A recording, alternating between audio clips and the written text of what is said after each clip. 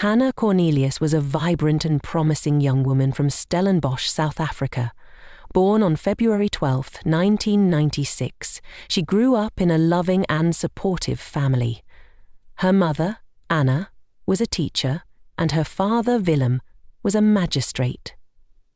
Known for her bright personality and kind heart, Hannah excelled in both academics and extracurricular activities. She attended Rhenish Girls High School, where she developed a reputation as a diligent student and a talented dancer.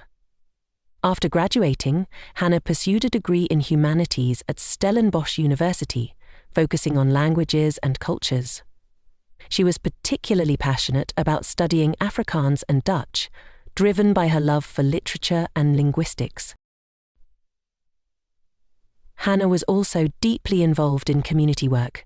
She volunteered at a local organisation that supported underprivileged children, showing a strong commitment to making a difference in the lives of others.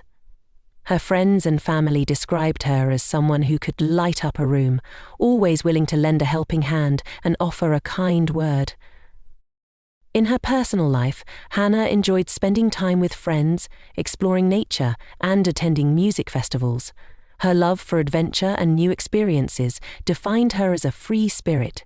She had a close-knit circle of friends who admired her zest for life and her unwavering optimism.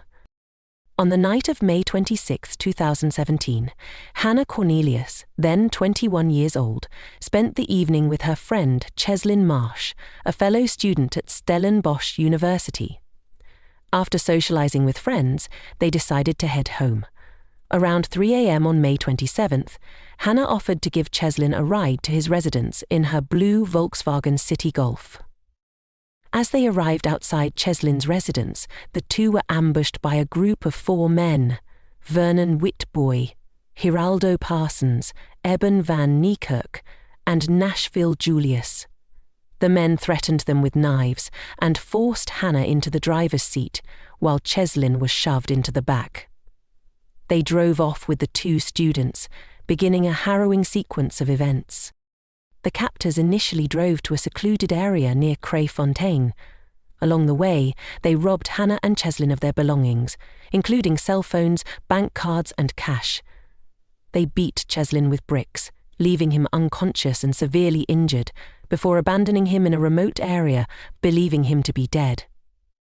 The attackers then took Hannah to another remote location near Stellenbosch. She was subjected to horrific sexual assault by Witbooi and Parsons. Afterward, in a brutal and senseless act, they decided to kill her.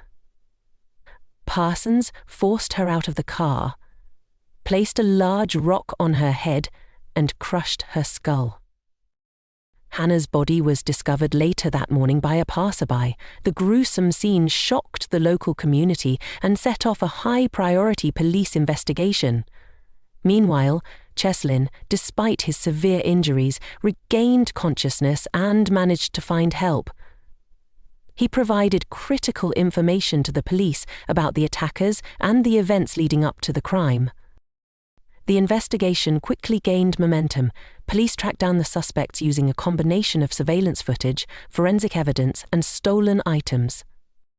Cameras captured the suspects using Hannah's stolen bank cards at various ATMs. The police found Hannah's car abandoned in a different area.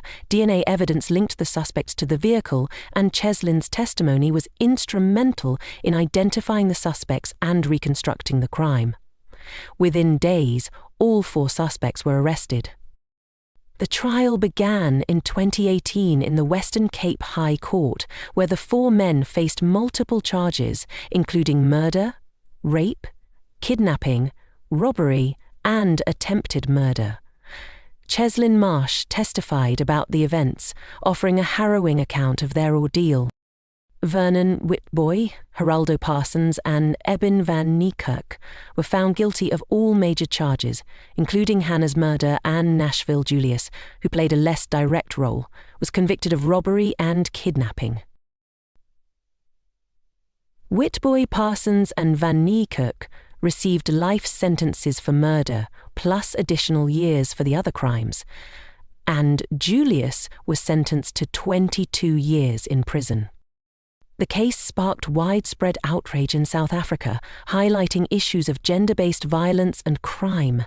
It led to calls for increased safety measures in Stellenbosch and greater awareness of violence against women. Hannah's family established the Hannah Cornelius Foundation, aiming to support survivors of violent crimes and advocate for social justice reforms. Her tragic story remains a poignant reminder of the dangers many face and the urgent need for societal change.